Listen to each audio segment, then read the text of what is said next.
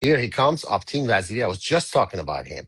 I was just Thank you, sir. explaining to people that your efforts in Texas, you're trying to stop the Islamization, basically, a weaponization of religion. Is this a good phrase for it? Are countries who necessarily are not very friendly with the United States are weaponizing religion to enter Texas? Absolutely, 100%, and there's evidence of it. First of all, Arshad, thank you again for having me on. I've actually been working with a lot of the staffers on the state senate and the state house in Texas.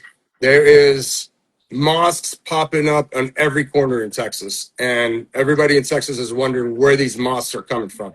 Wow. There's direct evidence right now that the largest funder of universities in the United States is the government of Qatar, and we all know where all that money comes from. That's all from stolen gas from Iranian people. If the Shah of Iran was alive, Qatar would not have $4.4 trillion that they would have stolen from shared South Pars / North Pars field, which is the world's largest gas reserves. So a lot of Yeah. this is about money. There's trillions of dollars. There's something like $70 trillion worth of gas, depending on what market price the gas is, that this South Park has.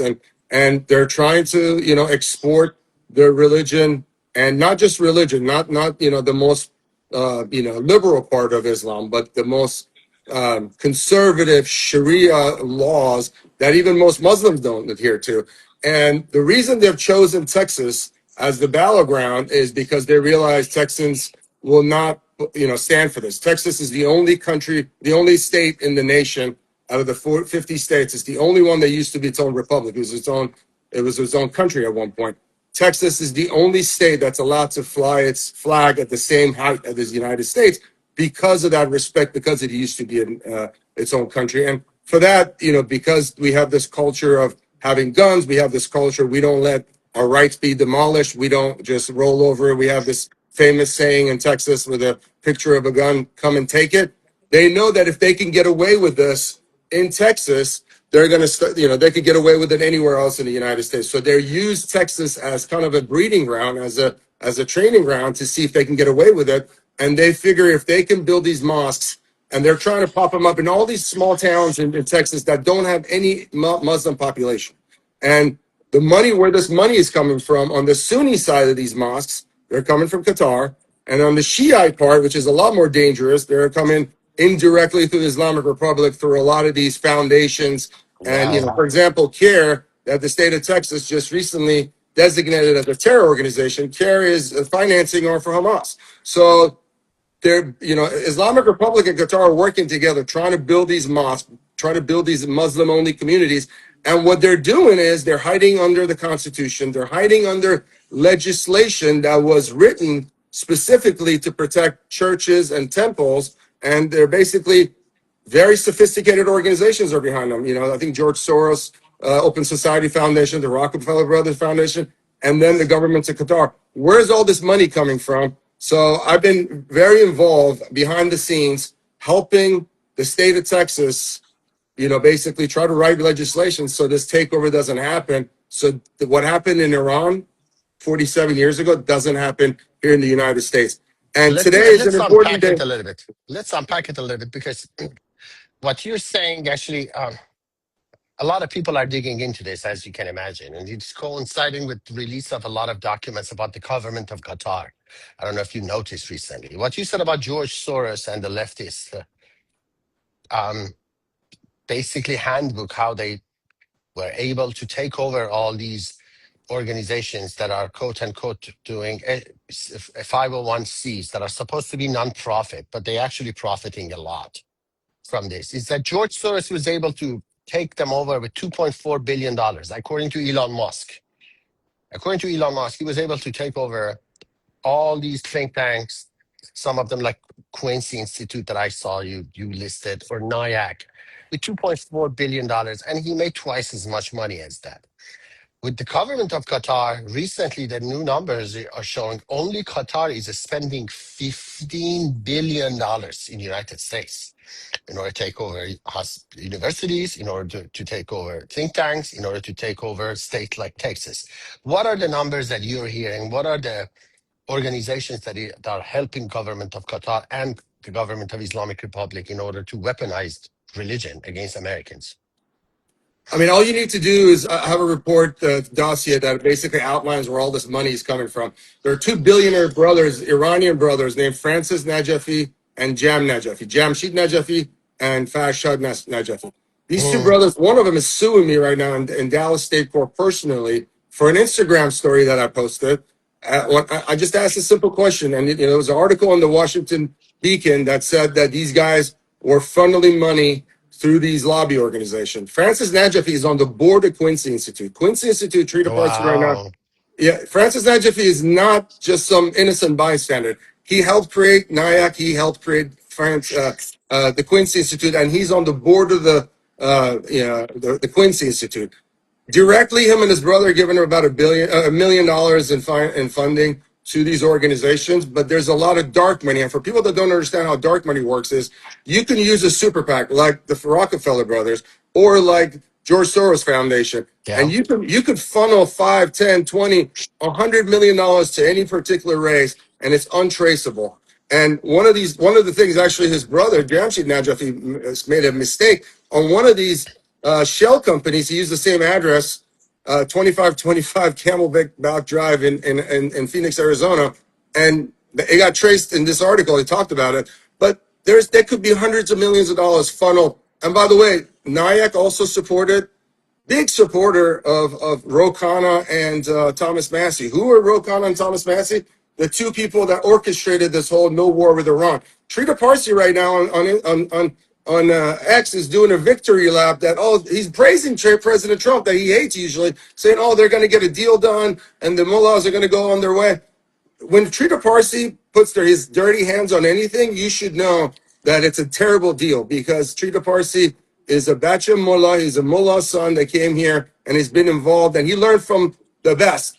There's a gentleman named Bob Ney that took him under his wing. He was a state senator from the state of Ohio. Later on, he became a congressman. He went to jail for 30 months under the scandal of Jack Abrams. They were just basically taking money under the table. This guy is so sophisticated, and he showed Trita Parsi how to funnel all this money. There's hundreds of millions, if not billions of money being flowed into United States Capitol, into U.S. races, through the Islamic Republic, through Qatar and others, and a lot of it is untraceable. And when I posted a simple story that I just requoted, the Washington Beacon article that said they were funneling money through Jewish organizations, the Francis brothers, and according to this article, they were funneling money to Jewish organizations that were against Israel just to hide their tracks. So yes. This stuff that's happening in Texas, this is full-fledged warfare. I spoke in Rockwall. Rockwall County is the most Republican county in Texas. They're trying to build 2 mosques right now in Rockwall County. There's 0 Muslims in Rockwall County. This is an invasion. They're trying to build mosques. What are they doing under these mosques? These are Sharia courts. We just saw a Sharia court with no jury, kangaroo court essentially, basically executed a young gentleman who was a UFC fighter in Iran. That's a Sharia court. This is coming here in Texas. There's Sharia courts operating. Sharia courts means no judge, no jury, no justice system, no constitution. And the imam decides your fate. And if the imam happens to wake up on a good, day, he decides your fate fairly. If he wakes up on a bad day, and guess what? Anything that they don't like, it's against Islam. That judge, that one person that decides your fate, and within 24 hours, no, getting a chance to go back for. Second opinion, appealing, and none of that. They just executed the guy within 24 hours. He just, and we all know what they do. Forced confessions. They torture you until you do a forced confession, and then they use that to justify executing. These Sharia courts are coming here in Texas right now. This is why, if you live in the state of Texas, get out to the polls.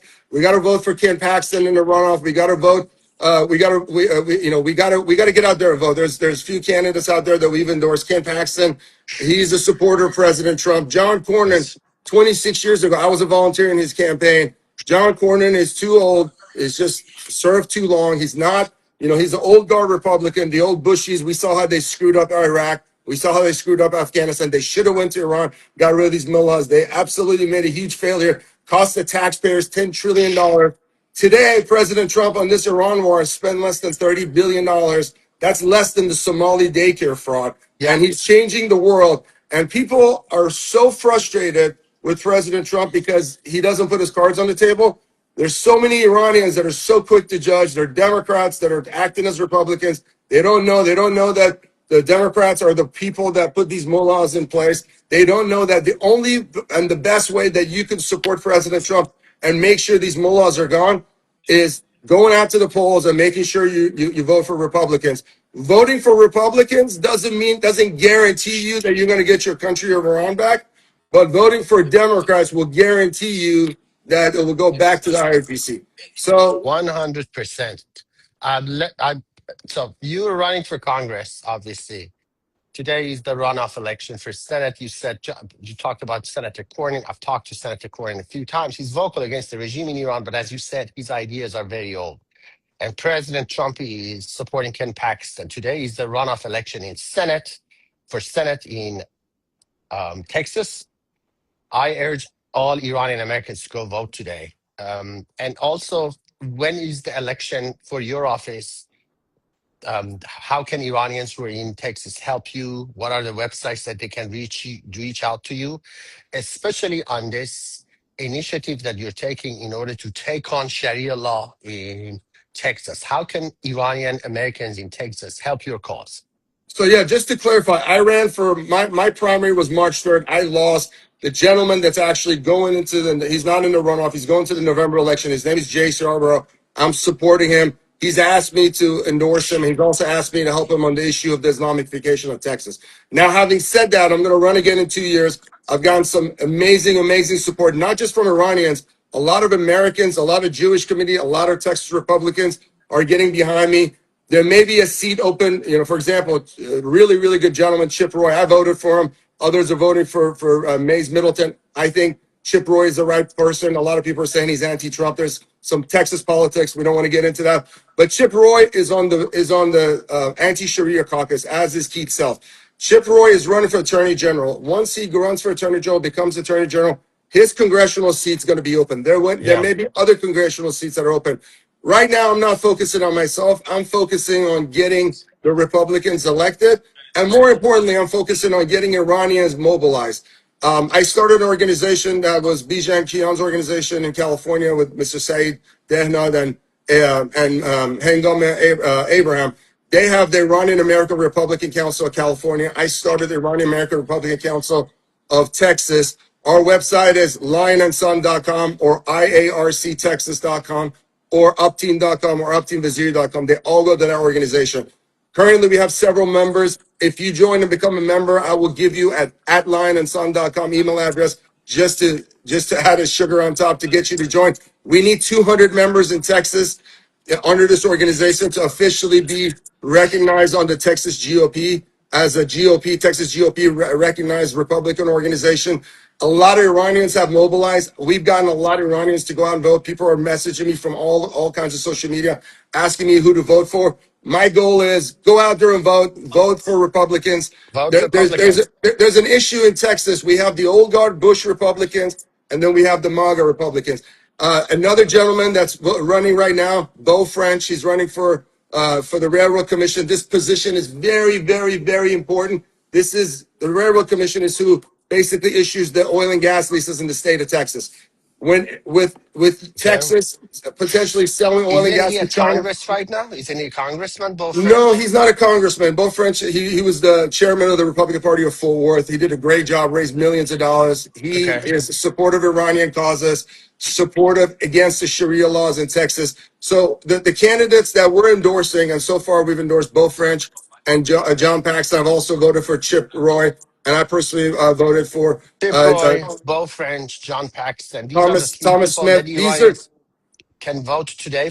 Are they voting Today's the today? last day of elections. Get Today's the out, last day vote of for elections. Republicans.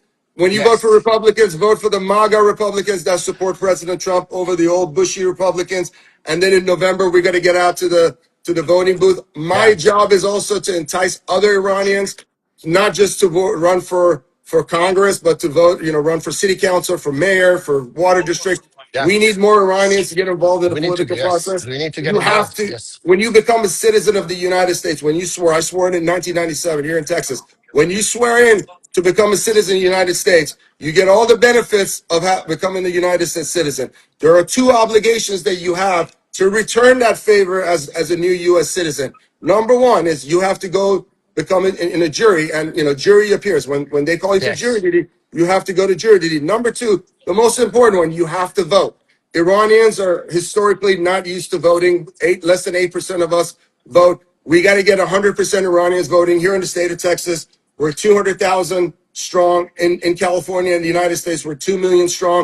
Spencer Pratt's making a headway. We got to get out of this communism mindset. We got to get out of the Islamic Sharia supporting mindset. We got to vote for conservative candidates that are pro-business, that are pro-family, that are going to bring this country back on track. And do not get frustrated on President Trump. President Trump is going to lead you to the promised land. I promise you. He's got to play politics with China, with Russia, look, all of these Middle Eastern countries, Iran has trillions of dollars of money. They're not going to lay over. They all want their share. They want to Yeah. steal resources from Iran. Qatar is Yes. not our friend. Pakistan is not our friend. Unfortunately, President Trump is negotiating with these people. China is not our friend. China was stealing $23 million a day in oil discounts from the people of Iran. Qatar today is stealing $260 million stolen gas from the people of Iran.